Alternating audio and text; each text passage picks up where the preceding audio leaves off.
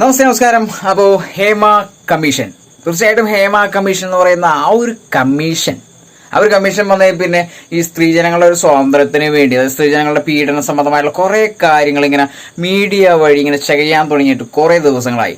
ആദ്യമൊക്കെ നമ്മൾ ആ ഒരു ന്യൂസ് കേൾക്കുമ്പോൾ നമ്മൾ ഇത് ശരിയാണല്ലോ എന്നൊക്കെ ഒത്തിരി നമ്മൾ മനസ്സിൽ വിചാരിച്ച് കുറേ ദിവസങ്ങൾ ഇങ്ങനെ ഓരോ ദിവസം ഏതൊരു മീഡിയ ഓപ്പൺ ചെയ്താൽ എപ്പോഴും ഹേമ കമ്മീഷൻ ബേസ് ചെയ്തിട്ട് ഒത്തിരി പീഡനങ്ങൾ എന്നെ പീഡിപ്പിച്ചു, അവരെന്നെ പീഡിപ്പിച്ചു എന്നൊക്കെ പറഞ്ഞിട്ട് ഒരുപാട് ഡയലോഗുകൾ അടിച്ചിട്ട് ഒത്തിരി സ്ത്രീജനങ്ങൾ വന്നു ചേരുന്നുണ്ട് വീഡിയോസ് ആയിട്ട്. പക്ഷേ ശരിക്കും ലോട്ടറി റിസൾട്ട് കാണിക്കുന്നത് പോലെയാണ് ഓരോ ദിവസവും പീഡിപ്പിച്ച ആളുകളുടെ ഫോട്ടോസ് ഇങ്ങനെ നിരത്തി പിടിച്ച ഓരോ വീഡിയോസിലും കാണുമ്പോൾ നമ്മളെ ഓരോ ക്വസ്റ്റ്യൻ ഉണ്ട്, പ്രേക്ഷകരുടെ ഓരോ ക്വസ്റ്റ്യൻ ഉണ്ട്. ഈ ഒരു നടൻ ഇങ്ങനെ ചെയ്തു എന്നുള്ളൊരു ക്വസ്റ്റ്യൻ നമ്മളെ മനസ്സിൽ ഉദിക്കുന്നുണ്ട്. പക്ഷേ സത്യം പറഞ്ഞാൽ സ്ത്രീജനങ്ങളുടെ ഒരു സ്വാതന്ത്ര്യത്തിന് വേണ്ടി നമ്മളെല്ലാവരും കട്ട സപ്പോർട്ടിങ് ആണ്. പക്ഷേ ഈ ഒരു ഹേമ കമ്മീഷൻ ബേസ് ചെയ്ത് ഒരു വലിയൊരു മാഫിയെ തന്നെ കളിക്കുന്നുണ്ടോ എന്നൊരു സംശയം ഉടലെടുത്തിട്ട് ഇപ്പോൾ വളരെ കുറച്ച് ദിവസമായിട്ടുള്ളൂ. തീർച്ചയായിട്ടും ഇപ്പോൾ അവസാനം വന്നിരിക്കുന്ന നിവിൻ പോളി എന്ന് പറയുന്ന ആ ഒരു മഹാനായ നടനെ ബേസ് ചെയ്തിട്ടാണ് എന്നെ പീഡിപ്പിച്ചു എന്ന് പറയുന്ന ഒരു സ്ത്രീജനം വന്നിരിക്കുന്നത്. മലയാള സിനിമ ഇൻഡസ്ട്രി തകർക്കുന്നതിന് വേണ്ടി തന്നെ ഒരു വൻ മാഫിയ കളിക്കുന്നുണ്ട് എന്നുള്ളതിനൊരു തെളിവാണത്. തീർച്ചയായിട്ടും ഓരോ ദിവസവും ഓരോ നടന്മാരെ ബേസ് ചെയ്തിട്ടാണ് എന്നെ പീഡിപ്പിച്ചു, അവരെന്നെ പീഡിപ്പിച്ചു എന്നൊക്കെ പറഞ്ഞിട്ട് ഒത്തിരി തെളിവുകൾ, അതായത് കൃത്യമായുള്ള ഒരു എവിഡൻസ് ഇല്ലാതെയാണ് ഇങ്ങനെ ന്യൂസുകൾ ഓരോ മീഡിയാസിലും ഇങ്ങനെ അപ്ലോഡ് ചെയ്തുകൊണ്ടിരിക്കുന്നത്. തീർച്ചയായിട്ടും ഒരു വ്യക്തിഹത്യ തന്നെയാണ്. ഓരോ വ്യക്തികളെയും വ്യക്തിത്വത്തിനെ ചോദ്യം ചെയ്യുന്ന രീതിയിലാണ്, ശരിക്കും ജീവനോടെ കൊല്ലുന്ന രീതിയിലാണ് ഓരോ ന്യൂസും ഓരോ ദിവസവും നേരം വെളുക്കുമ്പോൾ വരുന്നത്. സത്യാവസ്ഥ പ്രകാരം പീഡിപ്പിച്ചവരൊക്കെ ശിക്ഷിക്കണമെന്ന് തന്നെയാണ് എന്റെയും പ്രേക്ഷകരുടെ അഭിപ്രായം. തീർച്ചയായിട്ടും അതിന് പിന്നിലൊരു വൻ മാഫിയ കളിക്കുന്നുണ്ടെങ്കിൽ അവരെയും പിടിക്കണം എന്നുള്ളത് തന്നെയാണ്. അവർക്കും ശിക്ഷ വാങ്ങിക്കൊടുക്കണം. കാരണം ഓരോ ദിവസവും ഓരോ നടന്മാരെ ബേസ് ചെയ്തിട്ടാണ് ഓരോ ഫോട്ടോസ് അടിച്ചിറക്കി അവരെന്നെ പീഡിപ്പിച്ചു എന്ന് പറയുന്ന വാർത്തകൾ മാധ്യമങ്ങളിലൂടെ ഒരു വലിയ കണ്ടന്റ് ആക്കി, ചെറിയ കണ്ടന്റ് ആയിട്ട് ഇറക്കും, വലിയൊരു കണ്ടന്റ് ആക്കി മാറ്റി. ശരിക്കും ഒരു മറിമായം തന്നെയാണ്. തീർച്ചയായിട്ടും ഒരു വ്യക്തിയെ പച്ചയ്ക്ക് കൊല്ലുന്ന കാര്യമാണ് ചെയ്തുകൊണ്ടിരിക്കുന്നത് ഓരോ മീഡിയാസും. ഇന്ന് വന്നിരിക്കുന്ന ന്യൂസ് നിവിൻ പോളി എന്ന് പറയുന്ന ആ ഒരു നടനെ അടച്ച് ആക്ഷേപിക്കുന്ന തരത്തിലാണ് ഒരു സ്ത്രീജനം എന്നെ പീഡിപ്പിച്ചു എന്ന് പറയുന്ന ആ ഒരു ന്യൂസ് പുറത്തേക്കൊണ്ടിരിക്കുന്നത്. നിവിൻ പോളി എന്ന് പറയുന്ന ആ ഒരു വ്യക്തി നിലവിൽ ഞാൻ ആ ഒരു സ്ത്രീജനത്തിന് അറിയില്ല എന്ന് തുറന്നു പറഞ്ഞിരിക്കുകയാണ്. തീർച്ചയായിട്ടും ആ ഒരു സ്ത്രീജനത്തിനെതിരെ കേസ് ഫയൽ ചെയ്യാൻ ഒരു 100 വോൾട്ടേജിൽ ടിക്കറ്റ് കൊടുക്കേണ്ടതായിട്ട് വരും.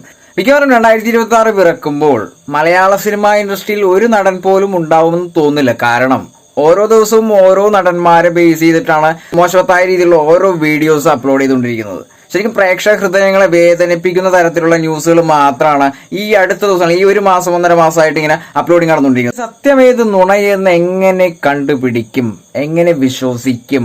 ശരിക്കും വെറുപ്പിക്കലാണ്.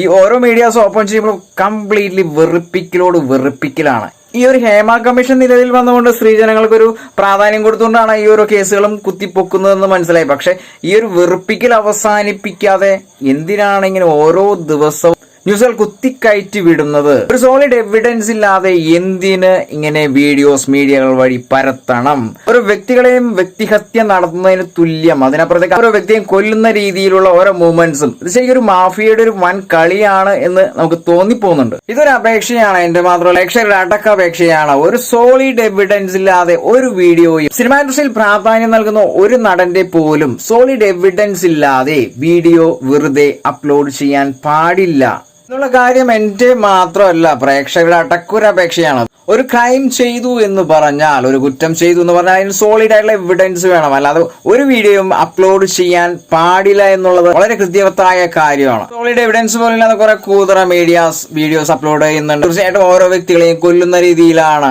ആ ഓരോ വീഡിയോയും അപ്ലോഡ് ചെയ്യുന്നത്. കാരണം കണ്ടന്റാണ് അവർക്ക് പ്രാധാന്യം, കണ്ടന്റിനാണ് പ്രാധാന്യം.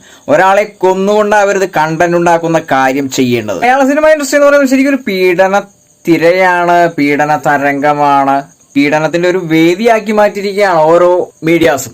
ഇനി ആരെ, ഇനി എപ്പോൾ, ഇനി എന്തിന്, ഇനി എന്ന്, പീഡനം ആർക്ക്, എവിടെ, എങ്ങനെ എന്നുള്ളൊരു ക്വസ്റ്റ്യൻസ് ആയിട്ടാണ് ഇപ്പൊ പ്രേക്ഷകർ കമന്റ് ബോക്സിൽ നിറഞ്ഞു നിൽക്കുന്നത്. പറഞ്ഞാൽ മലയാള സിനിമയുടെ അഡ്രസ്സിനെ ഇപ്പൊ പീഡനമാക്കി മാറ്റിയൊക്കെയാണല്ലോ. അതുകൊണ്ടാണ് ഇങ്ങനെയൊക്കെ ഒരു വീഡിയോ അപ്ലോഡ് ചെയ്യുന്നത്. ശരിക്കും പറഞ്ഞാൽ മലയാള സിനിമ ഇൻഡസ്ട്രി ഒരു വലിയൊരു മാഫിയ കീഴടക്കാൻ ശ്രമിക്കുന്നത് പോലെ തോന്നി തുടങ്ങി ഓരോ പ്രേക്ഷകർക്കും.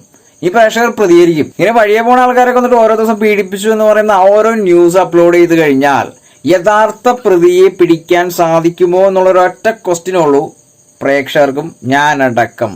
തീർച്ചയായിട്ടും ഈ ഒരു വീഡിയോ ഇഷ്ടപ്പെട്ടാൽ കമന്റ് ബോക്സിൽ വരിക. I M waiting.